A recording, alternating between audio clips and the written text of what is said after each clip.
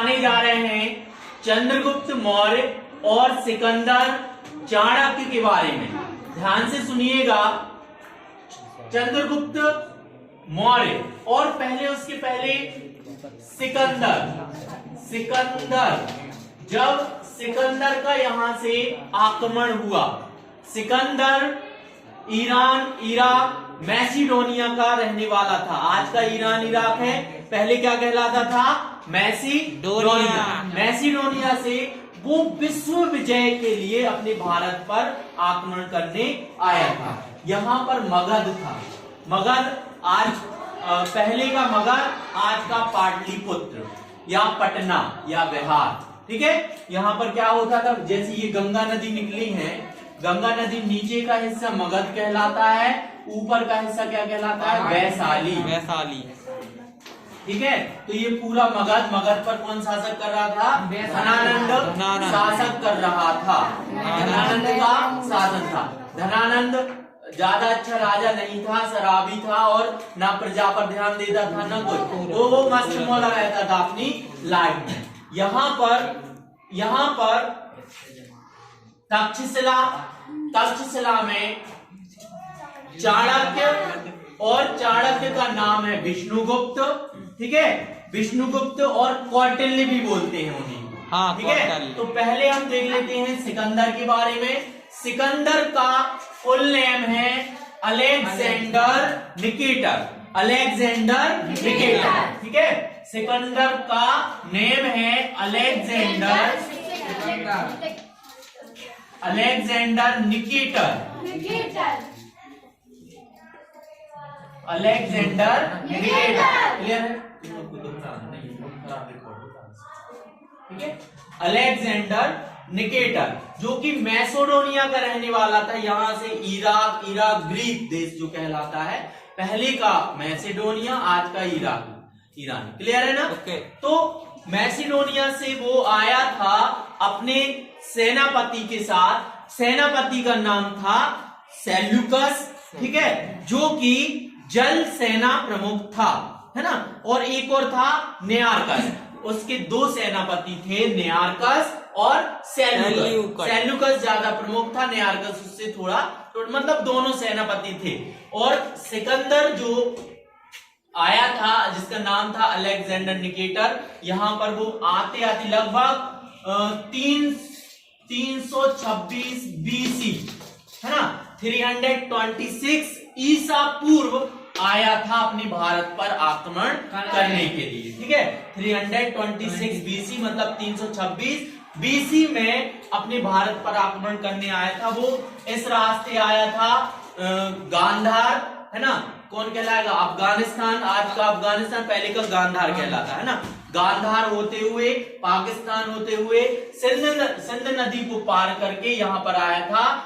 यहाँ पर एक अपने देश का जो छोटा सा एक कस्बा था, जिसका नाम, जहां पर एक आम्भिक नाम का राजा क्या करता था? शासन कर रहा था, राज्य कर रहा था। क्या नाम था? आम्भिक। ठीक है। आम्भिक नाम का एक छोटा सा शासक क्या कर रहा था? शासन कर रहा था। ये सिंध नदी यहाँ से गई, आप लोग पता है, आधा पाकिस्तान में है, यहाँ से निकल के सिंध नदी ऐसी गई है। तो यहाँ पर आम्भिक ने क्या की? यहाँ पर सिकंदर आया और सिकंदर ने इसको सिकंदर से ये डर कर, आम्भिक सिकंदर से डर कर, और आम्भिक डरपोक था, शराबी था, उसने पहले ही क्या मान ली? अपनी पराजय स्वीकार कर ली। पहले से ही सिकंदर की शरण में पहुंच गया कि हमें आपसे लड़ाई नहीं करना है, हम आपकी शरण में आए हैं, है ना? मतलब उसने पहले से ही उसकी क्या स्वीकार कर ली? पराधीनता स्वीकार कर ली। सिकंदर का यही कहना था कि या तो तुम पराधीनता स्वीकार कर लो या तो मुझसे लड़ाई करो। तो इसने, ये डरपोक था, वो पहले से ही क्या कर ली? इसने पराधीनता स्वीकार कर ली। तो इसकी आधी सेना इसको मिल गई। मतलब इसने आम्भिक ने और इसके साथ पूरे अपने भारत के क्या खोल दिए भैया? भेद खोल दिए। और फिर यहाँ पर एक दूसरा राजा शासन कर रहा था। आदि बॉर्डर राजस्थान, हरियाणा और पंजाब को मिलाकर एक राज्य था, सिंध देश कहते हैं उसे।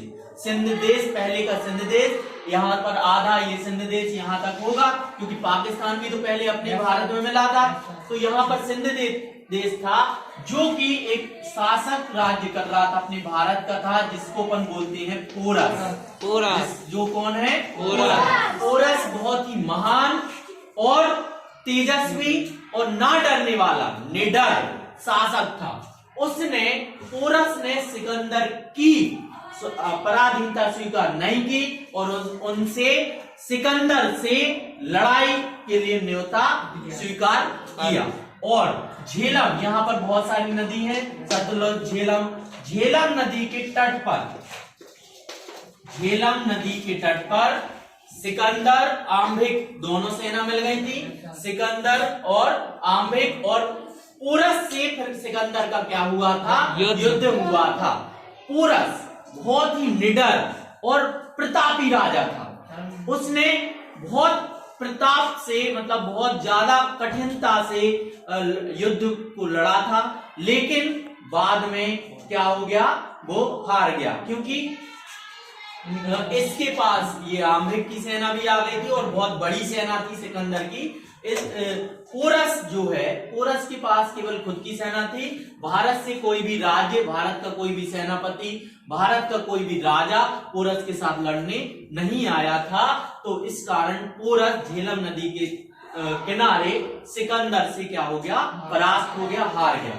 लेकिन पोरस ने ये बोल दिया था कि अब मैं हार गया हूं, मुझे खतरनाक तरीके से लड़ा था, उससे प्रसन्न होकर उसको सिकंदर ने पोरस को क्या जीवन दान दे दिया। और सिकंदर की रानी रेक्सोना है ना, रेक्सोना ने क्या किया? पोरस के प्रतापी होने के कारण उसको राखी बांधी और उसको जीवन दान दे दिया। अब यहाँ पर कितनी सेना आ गई भैया? सिकंदर, पोरस और आम्भिक, तीनों लोग की सेना यहाँ पर मिल गई।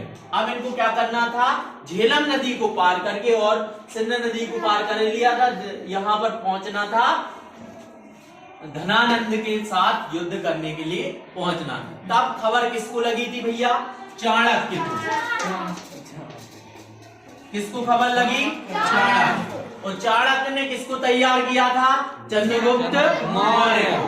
चाणक्य ने पहले क्या बनाई? एक तरकीब बनाई। उसने क्या किया? सिकंदर की सेना में कुछ विष कन्याओं को भेज दिया, है ना। विष कन्याओं को सिकंदर की सेना में भेज दिया, खाना वाना परोसने। विष कन्या क्या होती? विष कन्याएं क्या होती है? उनको स्लो पॉइजन का विष जन्म से ही दिया जाता है। स्लो, थोड़ा थोड़ा सा, बिल्कुल एक बूंद से भी कम, जिससे उनकी मृत्यु तो नहीं होती, लेकिन उनके शरीर में पूरा क्या हो जाता है? जहरीला हो जाता है शरीर। अगर वो किसी को भी काट दे थोड़ा सा, या उनकी लार किसी के खाने में गिर जाए, तो उनकी भी मृत्यु निश्चित है धीरे धीरे, ठीक है ना। वो कहलाती विष कन्या। इनको अलग से तैयार किया जाता था युद्ध के लिए या किसी को दूसरे तरीके से मारने के लिए, समझ रहे हो। तो ये विष कन्याएं सिकंदर की सेना में जाकर मिल गई। किसने भेजा था? चाणक्य ने। सबसे ज्यादा बुद्धिमान कौन था भैया?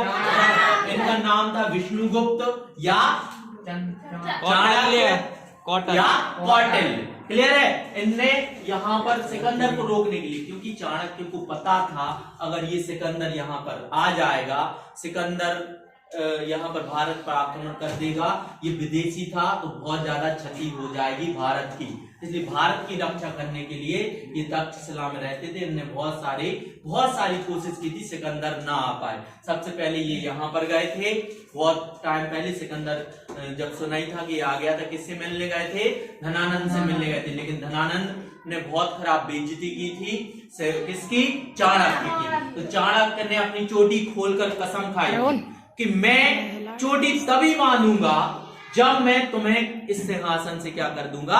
अलग कर दूंगा। तो फिर ये चाणक्य का सहारा कौन बना था भैया?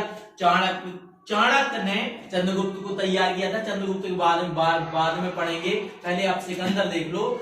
अब सिकंदर की सेना में क्या भेज दिया था भैया? विष कन्या। और ऐसी भ्रांतियां फैला दी, भ्रांतियां मतलब ऐसी अफवाहें फैला दी कि जो भी नदी को पार करके भारत में प्रवेश करेगा उस पर मंत्र और भूत प्रेत का साया लग जाएगा। ठीक है, ये फैला दी। और विषकन्या तो पहले ही से यहाँ पर पहुंचा दिया था थाने में। अब असर होने लगा था किनको? सैनिकों को, क्योंकि उनमें धीरे धीरे क्या पहुंचने लगा था, सैनिकों में जहर विष पहुंचने लगा था। तो उनने खाना खाया और यहाँ पर वो लोग नदी के किनारे खड़े। अब जो भी यहाँ पर पहुंचा दिया था चाणक्य ने, क्या ये भ्रांति अफवाहें फैला दी थी, जो भी नदी को, सतलुज नदी को पार करके, झेलम नदी को पार करके इस तरफ आएगा, उस पर भूत प्रेतों का साया हो जाएगा और वो उनकी मृत्यु वहीं पर हो जाएगी। समझ रहे? लेकिन ये लोग क्या थे, सिकंदर, बहुत ही सिकंदर मतलब सिकंदर, वो किसी की नहीं सुनता था। उनने बोला कि हाँ हम लोग पार करेंगे, जरूर पार करेंगे। सिकंदर का जल सेना प्रमुख था सेल्यूकस, ठीक है, सेल्यूकस। और थल सेना प्रमुख था कौन? नेआर्कस। तो सेल्यूकस को आदेश दिया कि तुम अपने सैनिकों को यहाँ भेजाओ, कुछ नहीं होगा, हम खड़े हैं यहाँ। ठीक है, तो इनने क्या किया, सिकंदर ने सेल्यूकस को आदेश दिया और कुछ सैनिकों को नदी पार करके उस तरफ भेजा। वो धीरे धीरे नदी पार करके तो गए, लेकिन बीच में नदी बहुत बड़ी होती है, थक गए, है ना। थक जाने के कारण जैसे ही उस तरफ गए, उनके शरीर में पहले से विषकन्याओं ने क्या दे दिया था, जहर, और वो उनकी वहीं जाके क्या 3-4 लोगों की क्या मृत्यु हो गई, और कुछ वहां पर क्या हो गए भैया, बेहोश हो गए या किनकी तबीयत खराब हो गई। क्योंकि यहाँ पर नदी को पार करने के लिए तैरना पड़ता है, और तैरेंगे तो मसल्स का प्रयोग हो, मसल्स का प्रयोग होगा तो वो थक जाएंगे तो कुछ ना कुछ तो होगा उनके साथ, क्योंकि उनके अंदर पहले से क्या पहुंच गया था चाणक्य के द्वारा, विषकन्याओं के द्वारा जहर। तो अब यहाँ से सैनिकों ने देखा कि वहां पर उनकी क्या हो गई है, जो चाणक्य ने अफवाहें फैलाई थी कि वहां पर मंत्रों का प्रयोग है, वहां पर भूत प्रेत है। भारत एक बहुत ही खतरनाक देश है जिसमें तुरंत मंत्र फूंक दो तो सब उड़ जाती है, समझ रहे हो। तो ये अफवाह क्या हो गई थी, सफल हो गई थी। तो यहाँ से सिकंदर की आधी सेना क्या होने लगी, लौटने, समझ रहे हो, और लौट के जाने लगी यहाँ से ईरान। पहले क्या पड़ता है आप लोग पता है, ईरान, इराक, मैसेडोनिया, ग्रीक और वहां पर है, आप लोग को पता होना चाहिए कि यहाँ से जाने के लिए कहां से लौटने लगी ये, ईरान, इराक।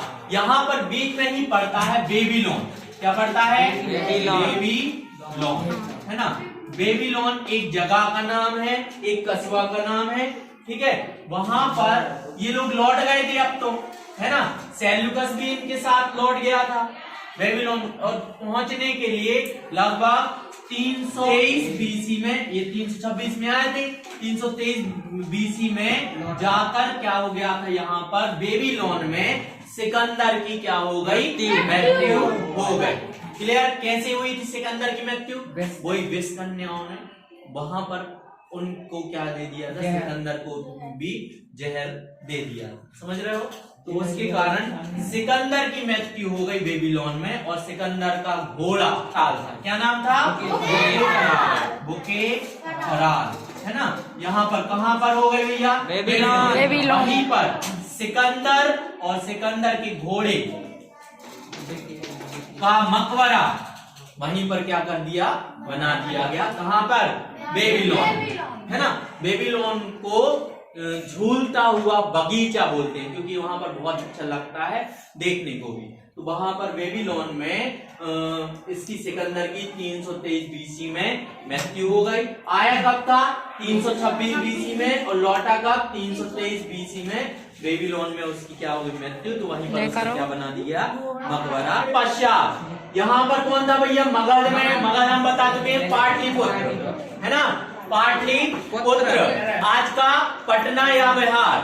मगध में धनानंद का शासन था, धनानंद का शासन था, ये नंद वंश का था, बहुत ही क्रूर और पियक्कड़ टाइप का था, शराब और बहुत सारी इसमें क्रूतियां थी, प्रजा पर बिल्कुल ध्यान नहीं देता था। चाणक्य ने इसको हटाने के लिए, चंद्रगुप्त मौर्य को तैयार किया था। चंद्रगुप्त मौर्य को क्या किया था, तैयार किया था इसको हटाने के लिए, धनानंद को हटाने के लिए। तो यहाँ ये सिकंदर को लेकर वहां पर चले गए थे, है ना। सिकंदर की मृत्यु हो गई थी बेबीलोन में, वहां पर मकबरा बना।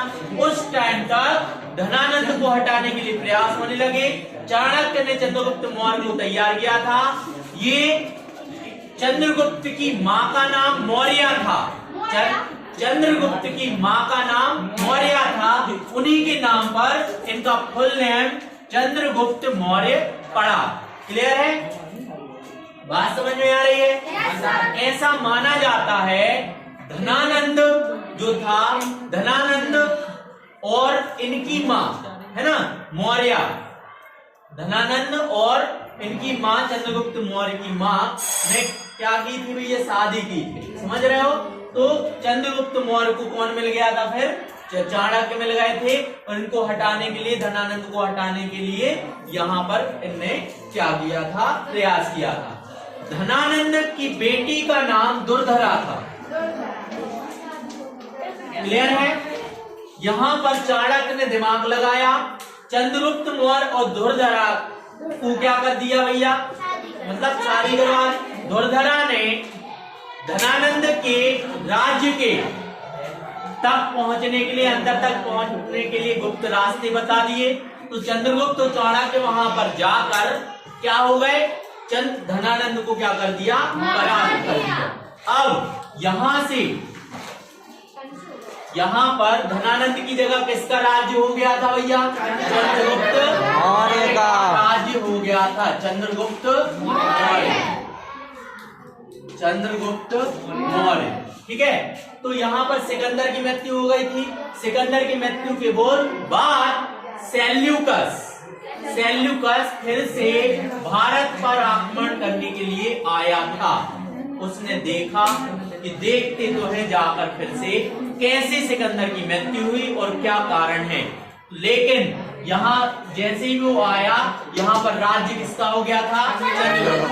अब चंद्रगुप्त को किसके साथ लड़ना था,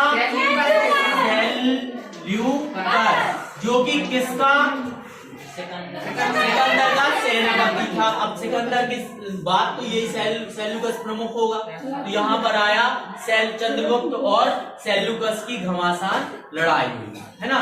अब सेल्यूकस और चाणक्य, चंद्रगुप्त और चाणक्य थे, और यहाँ पर क्या था, सेल्यूकस था। सेल्यूकस आया था जो लौट के, वो उसको क्या चाहिए था, सिकंदर जो आया था वो तो विश्व विजेता बनना चाहता था, धन की लालसा थी। और बताए क्यों आया था, इसको सिकंदर को पता चल गया था कि यहाँ पर धन के साथ साथ बढ़ाने के लिए, सेना बढ़ाने के लिए हाथी घोड़े प्रचुर मात्रा में है भारत में। तो यहाँ से हाथी और घोड़े लेकर वो फिर से दूसरे देश पर आक्रमण करता और विश्व विजेता बन जाता। सेल्यूकस फिर से आया चंद्रगुप्त से लड़ाई करने। चंद्रगुप्त ने उसको ऐसी जगह पर ले गया वो लड़ाई के लिए जहां पर दलदली क्षेत्र था, और जहां पर दिमाग किसका लगा, चाणक्य का। दलदली क्षेत्र था और पता चला हर 2-3 घंटे में क्या हो रही है, बारिश हो रही है। दलदली क्षेत्र है, बारिश हो रही है, धुआं फैला है, कोहरा फैला है। उसके कारण सेल्यूकस की बहुत बड़ी सेना थी, सेल्यूकस की सिकंदर की सेना सेल्यूकस के पास हो गई होगी। फिर चंद्रगुप्त को क्या करना था, परास्त करना था। तो फिर क्या हुआ, इसने ऐसी जगह पर ले गया कि दलदली क्षेत्र पता चला, वहां पर हाथी तो जा रहा है, वो उसको कुछ आगे दिखाई नहीं रहा। वहां पर जहां हाथी पर जिसको बैठा है, छुप के क्या मार दिया, उसके सैनिकों को मार दिया। सेल्यूकस वहां पर परास्त हो रहा था, लेकिन परास्त नहीं हुआ था। अब सेल्यूकस ने देखा चंद्रगुप्त मौर्य बड़ा ही प्रतापी है और बहुत ही कठिन तरीके से हारने वाला है। सेल्यूकस को लगा अब हम हारने वाले हैं। सेल्यूकस ने अपनी बेटी के विवाह का प्रस्ताव किसके पास भेज दिया, चंद्रगुप्त। पहले के राजा 2 से 3 से 4 कितनी भी शादी करते थे, आप लोगों को पता है ना। तो सेल्यूकस ने अपनी बेटी का विवाह किसके साथ कर दिया, चंद्रगुप्त। और दहेज में पाकिस्तान, अमेरिका, कांधार मतलब अफगानिस्तान और ईरान, यहाँ तक कि ईरान इराक तक दिया था, किसको, भारत। चंद्रगुप्त को दहेज में ये, क्योंकि देखो यहाँ पर एक राजा था, कौन राजा था भैया? पोरस को हराया था, है ना। और यहाँ हराया था मतलब ये तो किसके पास मिल गया भैया? सेल्यूकस, या इनको मिल गए। तो ये पाकिस्तान, अफगानिस्तान, ईरान, इराक सबका किसको दे दिए भैया? चंद्रगुप्त को दहेज में मिल गए। समझ रहे हो? यहाँ पर सेल्यूकस ने किसका विवाह का प्रस्ताव भेजा? अपनी बेटी का, जिससे चंद्रगुप्त मौर्य और चाणक्य ने उनको क्या कर दिया, है ना, छोड़ दिया। और फिर लड़ाई यहाँ पर खत्म हुई। फिर पूरा शासन किसका हो गया भैया? है ना, चंद्रगुप्त सेल्यूकस की बेटी का नाम हेलन था। इनके विवाह का प्रस्ताव किसको भेजा? जिससे इनने चंद्रगुप्त ने क्या कर लिया? स्वीकार कर लिया। चंद्रगुप्त का अच्छा शासन था, चाणक्य थे क्योंकि उनके पास, तो चाणक्य ने उनको सब कुछ राज्य के बारे में, प्रजा को कैसे रखना है, सारी विधियां बताई। चंद्रगुप्त मौर्य यहाँ पर कर्नाटक में, चंद्रगुप्त मौर्य ने लास्ट में जाके जैन धर्म स्वीकार कर लिया था, जैन धर्म अपना लिया था। और चंद्रगुप्त मौर्य ने फिर जब देख लिया कि हमारा अच्छे से शासन चल रहा है, सब कुछ है, उनके बेटा, चंद्रगुप्त के बेटे का नाम बिंदुसार था। बिंदुसार को अपना राज्य सौंप कर, जब सब कुछ अच्छा होने लगा, सब सुखी हो गई प्रजा, अच्छे से सौंप कर 298 बीसी में कर्नाटक के श्रवणबेलगोल में, कर्नाटक के श्रवणबेलगोल में जाकर शल्य पद्धति से, शल्लेखना, शल्य पद्धति या संलेखना पद्धति से अपने शरीर को क्या कर दिया था? त्याग दिया था, है ना। इनने क्या कर लिया था? चंद्रगुप्त मौर्य ने 298 बीसी में क्या हो गई थी? उनकी मृत्यु हो गई थी। मृत्यु कैसी? वो एक जैन धर्म स्वीकार कर लिया। जैन धर्म में लास्ट में क्या होता है, ये लोग क्या कर देते हैं, जिनको भी संलेखना पद्धति में क्या होता है, जिनको भी मृत्यु चाहिए है, वो धीरे धीरे सब छोड़ते जाते। पहले पानी, पहले खाना, कुछ भी नहीं खाते, फिर पानी छोड़ देते, यहाँ तक कि लास्ट में सांस लेना भी छोड़ देते और समाधि ले लेते। समझ रहे? सांस लेना छोड़ देंगे तो क्या हो जाएगी? मृत्यु हो जाएगी। सांस बंद कर लेंगे, सांस बंद कर लेंगे तो सांस लेना वो क्या कर देंगे? छोड़ देंगे। ध्यान में चले जाएंगे, भगवान का ध्यान करेंगे, ध्यान करेंगे तो वहां पर क्या हो जाते हैं? वो ये मोक्ष को प्राप्त करने की एक विधि होती है, संलेखना विधि होती है। फिर वो क्या कर लेते हैं? समाधि ले लेते हैं, तो वो कहलाती है संलेखना पद्धति। ठीक है, तो ये यहाँ पर क्या हो गया था? चंद्रगुप्त मौर्य की मृत्यु हो गई थी। और फिर राज किसको सौंप दिया था? राजा बिंदुसार। क्लियर है?